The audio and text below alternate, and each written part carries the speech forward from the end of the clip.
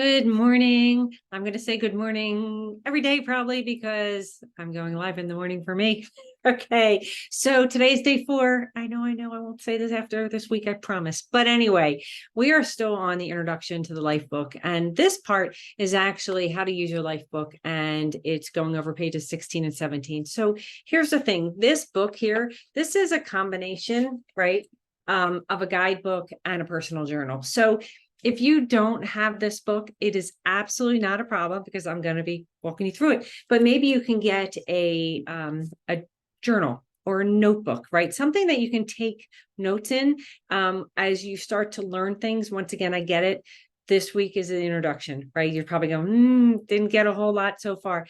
Just trust me, stay with me. I really think that you will as it continues to grow. Okay. So each element is going to have a central theme and a goal.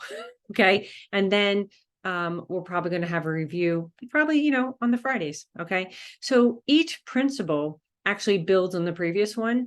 There will be some that, of course, will stand alone, right? Like sleep.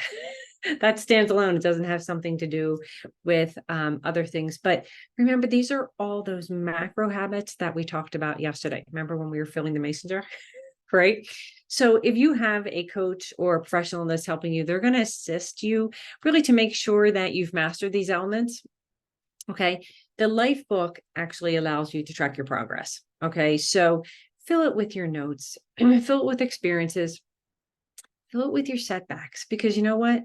This is life and we're going to have some. And this book is for you. This sessions are for you, right? It can't be said enough that when you review your notes or the events that led to some breakthroughs, aha moments, and that coordinated repetition, that's really going to help you discover more about you and those amazing breakthroughs. Okay. So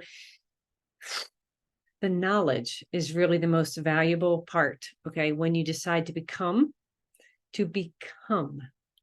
through the act of doing. And I know that probably like, what are you even talking about? Right. But sometimes we have these great ideas and we just don't take that action. So this is really about taking the action steps. Okay. So once again, if you don't have a life book, don't worry about it. Get a journal, piece of paper. Okay. I suggest keep it at your bedside, right? And make it a habit each night to write something in it. Now you may be thinking, I don't write, I don't journal. Well, you know what? Neither do I.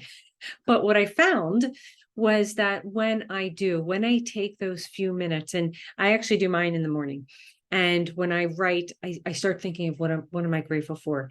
And what do I want the day to look like? And just so you know, I get up extra early to do this, right? I know we all have abundantly scheduled days, right? So I get up, I kind of backed up into when that would work for me. And I get up at 5:15 every morning so that I have time to get everything that I need done before my official day starts. Okay. So figure out what that is to you, even if you can just get up 10 minutes earlier or start to go to bed 10 minutes earlier so that you can do some journaling at night. And this is not about you writing a book. This is not about, I'm going to unload everything, but just start somewhere. Start to just reflect on the day. Start to think, what am I grateful for? Okay. So each element, as I mentioned, it's going to build on the other. Okay. So the difference between this, your life book, and a basic journal, this actually has some structure. Okay. This is going to help you as we move through those 26 elements. So I'm going to ask, stick with me. Okay. Tomorrow, we're actually going to talk about going through the life book, and then we are going to move on. All right. So until tomorrow, thank you. Make it a fantastic day.